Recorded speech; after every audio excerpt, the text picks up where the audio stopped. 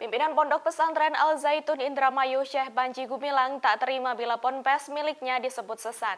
Bahkan menurutnya sikap Majelis Ulama Indonesia atau MUI menganggap sesat dirinya dan ponpes Al Zaitun telah keluar dari akhlak Islam. Oleh sebab itu dirinya enggan bertemu dengan MUI sebelumnya dan kini Panji Gumilang justru akan mengutus orang ke Gedung Sate Bandung untuk menyerahkan jawaban tertulis terkait dugaan ajaran sesat tersebut. Informasi itu disampaikan oleh Kepala Kesbangpol Provinsi Jawa Barat, Iip Hidayat saat ditemui di Gedung Sate pada Senin 26 Juni 2023.